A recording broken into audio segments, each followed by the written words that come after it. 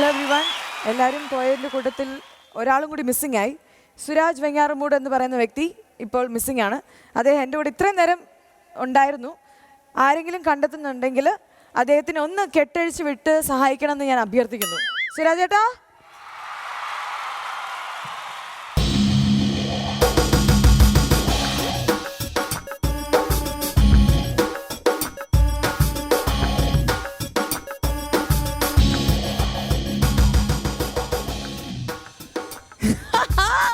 കാറിന് കണ്ണുവിടാണ്ടിരിക്കാൻ കയറി ഇരിക്കുകയാണല്ലേ കൊച്ചു കള്ളൻ. ഇതെന്താ തൊപ്പിയൊക്കെ വെച്ചിട്ട്? അറിഞ്ഞില്ലേ പെള്ളി, ഞാൻ ഒരു സിനിമ ഡയറക്ടർ ചെയ്യാൻ തീരുമാനിച്ചു.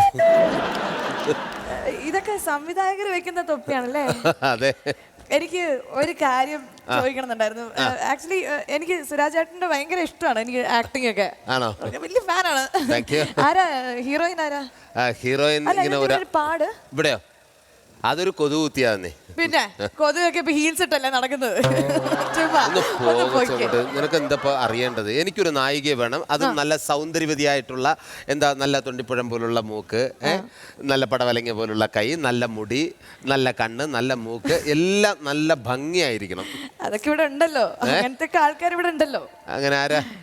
എല്ലാ ഉത്തരങ്ങ പെണ്ണ് ഇവിടെ ഉണ്ട്. എവിടെയാ? കണ്ടില്ലല്ലോ. ഇവിടെ തന്നെ. എവിടെ? അവിടെയല്ല, ഈ സ്റ്റേജിലുണ്ടല്ലോ. ഒരു ചിരി വെച്ച് തന്നെ ഉണ്ടല്ലോ. ശരിക്കും ഇതായിരുന്നു ഏറ്റവും വലിയ കോമഡി. ഓക്കെ, എനിക്ക് ഹീറോയിന്റെ കാര്യം വിട. ഹീറോ ആരാണ്? ഹീറോ എന്ന് പറയുന്നത് നമുക്ക് പഴയ ആൾക്കാർ വേണോ പുതിയ ആൾക്കാർ വേണോ എന്നുള്ളൊരു ചർച്ചയിലാണ്. പഴയ ആൾക്കാരും പുതിയ ആൾക്കാരും അല്ലേ? ഓക്കെ, അത് നല്ലൊരു ചർച്ചയാണ്. പഴയ നടന്മാരെയാണോ അതോ പുതിയ നടന്മാരെയാണോ ചേട്ടന് ഇഷ്ടം? എന്തോന്ന് ക്ലീശ ചോദ്യമാണ് പേളി ഈ ചോദിക്കുന്നത്. പഴയതാണോ പുതിയതാണോ ഇഷ്ടമെന്ന്. കഷ്ടം. വേറെ ഒരു ചോദ്യമില്ലേ ചോദിക്കാൻ? എനിക്ക് പിന്നെ ഞാൻ വേറൊരു നല്ലൊരു ചോദ്യം ചോദിച്ചോളൂ. ഇന്ത്യയും ഇറാനും തമ്മിൽ ആണവ കരാർ ഒപ്പിട്ട വർഷം ഏതായിരുന്നു? അല്ല, അത് ആദ്യം പറഞ്ഞതാ നല്ലത്. ആണല്ലേ? അപ്പൊ അതിന്റെ ആൻസർ പറ. അത് ആൻസർ വളരെ ഈസിയാണ്. ഇപ്പോൾ പഴയ നടന്മാർ പുതിയ ചിത്രത്തിൽ അഭിനയിച്ചാലും പുതിയ നടന്മാർ പഴയ ചിത്രത്തിൽ അഭിനയിച്ചാലും വ്യത്യസ്തമാണ്. കണ്ടിരിക്കാനും നല്ല സുഖമുണ്ട്. രണ്ടുപേരും കഴിവുറ്റ പ്രതിഭകൾ തന്നെയാണ്. ഈ ഇടയ്ക്ക് ഞാൻ പ്രേമം എന്ന സിനിമ കണ്ടു. അതില് പ്രേമത്തിലെ ഹീറോ ആയിട്ട് പഴയ ഒരു നടനായിരുന്നെങ്കിൽ ആരായിരുന്നു കറക്റ്റ്? പ്രേമത്തിലിപ്പോ പഴയ ഒരു താരം നായകനായിട്ട് വരണമെങ്കിൽ അത് ആരായിരിക്കും അല്ലേ? പഴയ ഒരു താരമാണ് ഇപ്പൊ പ്രേമത്തിലെ നായകനായിട്ട്. ഞാൻ ഗസ് ചെയ്യാം. വേറെ ആരുമല്ല, നമ്മുടെ സത്യമാഷ്.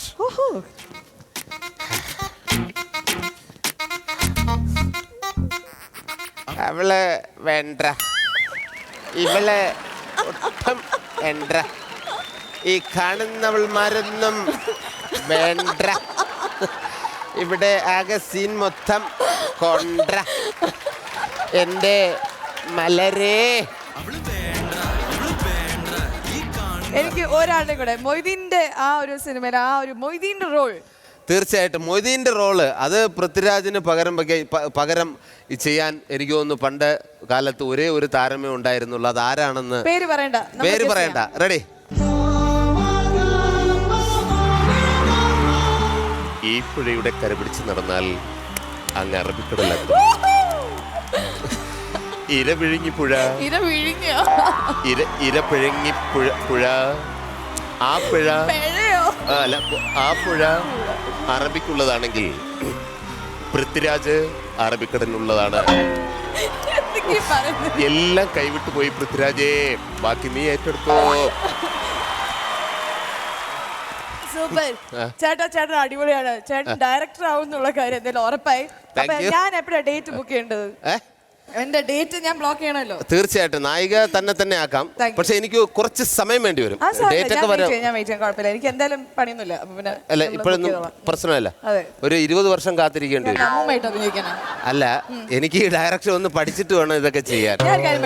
നന്നായിട്ട് ഡയറക്ഷൻ പഠിച്ച് നന്നായിട്ട് ഡയറക്ട് ചെയ്യാൻ അറിയുന്ന കുറച്ച് നോമിനേഷൻസിലുള്ള പേരുകൾ ഞാൻ വായിച്ചോട്ടെ? എന്നാ പെട്ടെന്ന് വായിച്ചാട്ടെ. The nominees for Fortune Sunflower Oil IFA Awards for Direction. Fortune Sunflower Oil IFA ഉത്സവം മികച്ച സംവിധായകൻ. ദേച്ചി, നമ്മ പള്ളി കണ്ട ചേട്ടൻ. അൽഫോൻസ് പുത്രൻ പ്രേമം.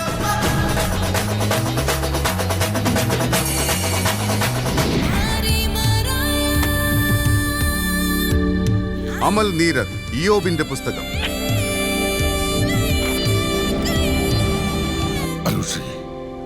നീ കമ്മ്യൂണിസ്റ്റാണോ? നമ്മൾ ഒരേപോലെ ഇഷ്ടപ്പെടുന്ന ഒന്നുമില്ല, ഉണ്ടാവാനും പാടില്ല. ലാൽ ജോസ്, നീന.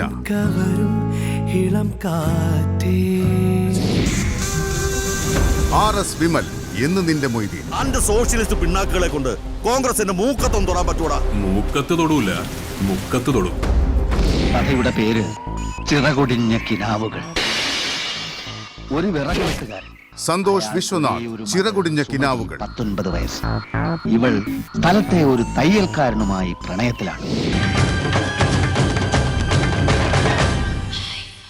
ഈ അവാർഡ് നൽകുവാനായിട്ട് I invite Ravichandran, Kavya Madhavan and Kathireshan on to the stage.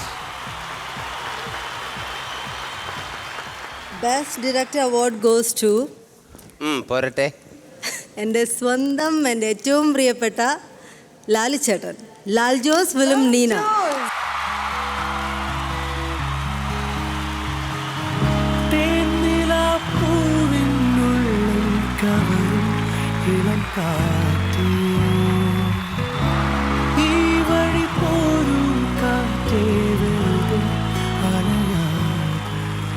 Lal sir, Lal sir. 2 വാക്ക്. ഇത് തീരെ പ്രതീക്ഷിച്ചിരുന്നില്ല. കഴിഞ്ഞ വർഷം ഏറ്റവും മനോഹരമായ സിനിമകൾ ഉണ്ടായ ഒരു വർഷമാണ്. ഏറ്റവും വിജയിച്ച സിനിമകളും ഉണ്ടായ വർഷമാണ്. എൻ്റെ സിനിമ അത്ര വിജയിച്ച സിനിമയായിരുന്നില്ല, പക്ഷെ എനിക്ക് ഏറ്റവും പ്രിയപ്പെട്ട എൻ്റെ സിനിമയായിരുന്നു Neena.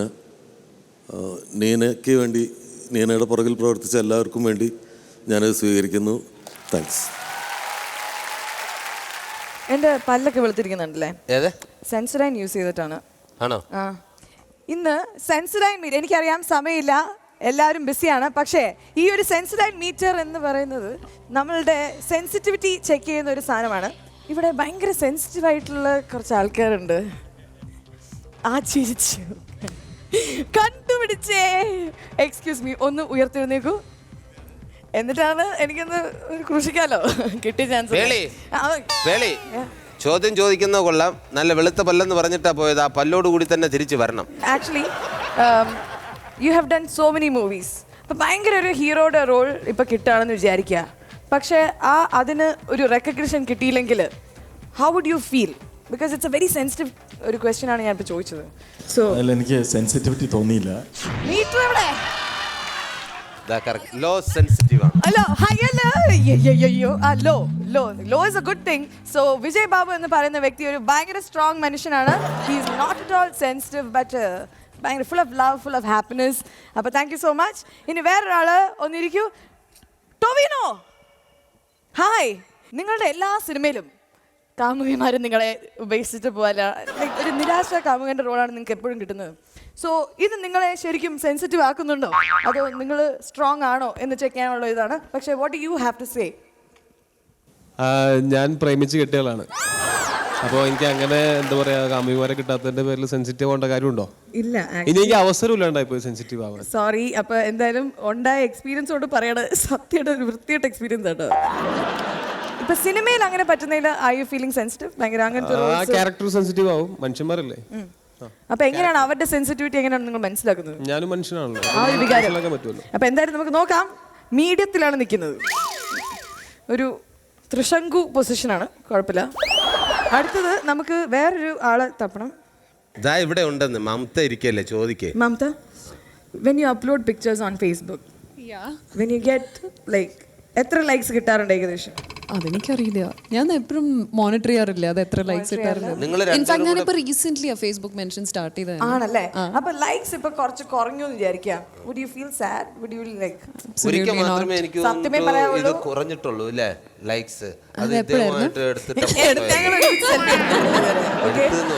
So let's see if you're sensitive, because സത്യം മാത്രമേ അത് പറയത്തുള്ളൂ.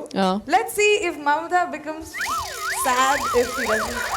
Very sad എന്നാണ് കാണിക്കുന്നത്. So is that true? I'm sensitive in other areas, nothing to do with my profession.